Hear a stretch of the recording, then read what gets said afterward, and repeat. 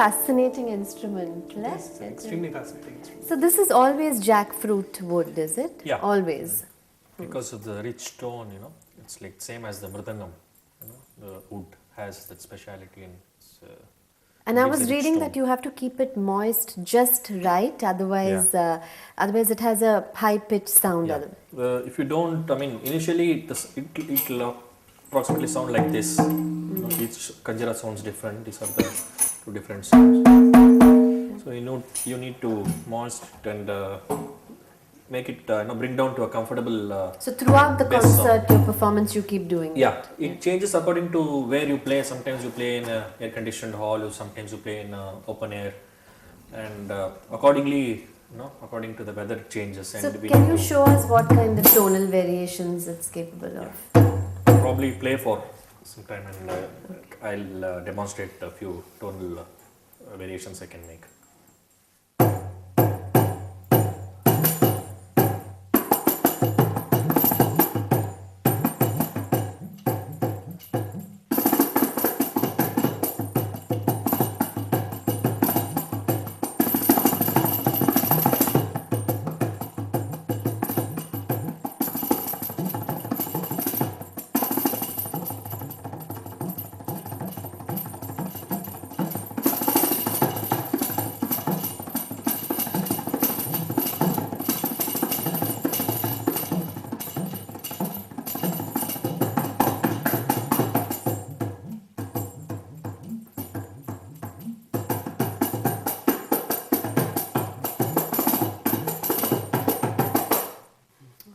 Oh, it's brilliant. Now, this is an accompanying instrument to the mridangam, which in turn is an accompanying instrument.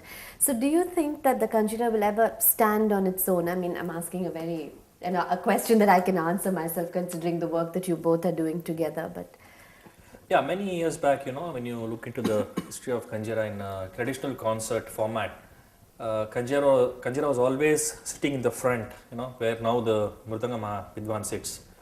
And the origin of kanjira was like there was a Mahavidwan called Mamudiya Pillai, who brought the size of the kanjira down to approximately this size. Actually, it was quite bigger to suit the format of accompanying vocal and instrumental concerts. And after that, the legendary Dakshinamurthy Pillai, he was sitting in the forefront, and all the mridangis used to sit next to him and accompany. And after he started listening to young Palgat Maniyar. Later he became a great genius, known in the mridangam field. But he listened to him, and he just fell for his playing, and he thought that he should be given the status of sitting in the forefront. And he made him sit here. And only then the kanjira started sitting on the opposite side or this side. And of course there have been a lot of other many big vidwans, huge contributors. I am from Bangalore, and there was a very senior vidwan called H.P. Ramachar, who used to play, who was started playing as a child and played up till the age of 85. He has played with all the legendary vidwans. And of course in Chennai we have P. Nagarajan sir, and then probably the greatest kanjira artist, and the entire percussion field all around the world was mesmerized by one artist is G. Harishankar.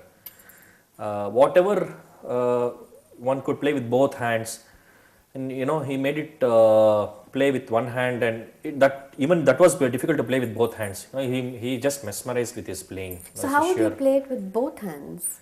No, in the sense, what an artist could play with both hands, Right, in mridangam, but he had a unique way of playing. He was a left-handed mridangist, and he was a right-handed kanjira vidwan. He could play with both hands. At one concert, he has played kanjira in both its right hand as well as his left hand. He was one of the great artists whom all the musicians admired, for just his versatile playing. Of course, kanjira has always been an accompanying instrument to mridangam in normal Carnatic concert format.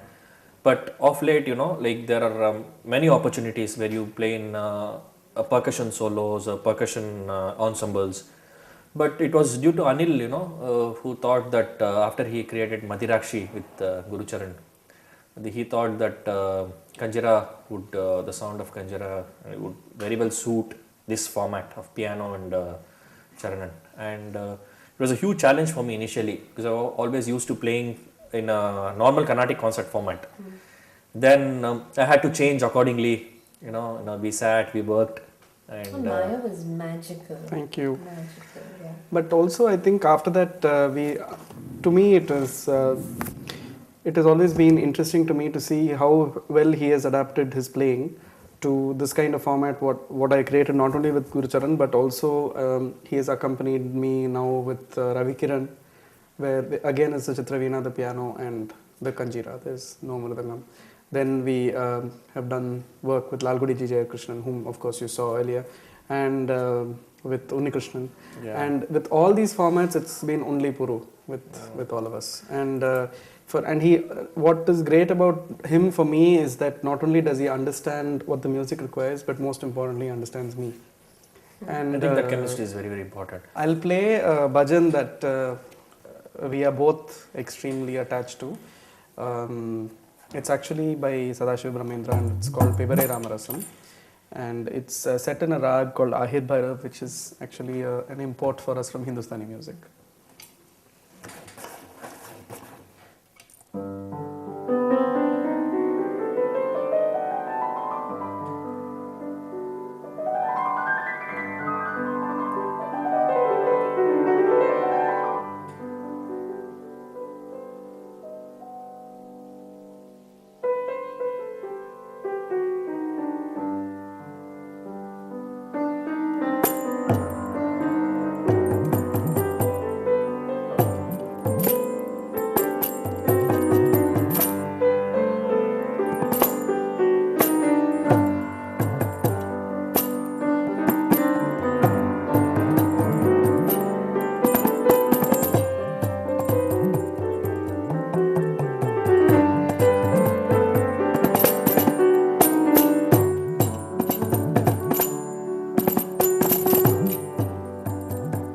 This is from the movie The Bucket List, and he composed a song called Say What You Want to Say.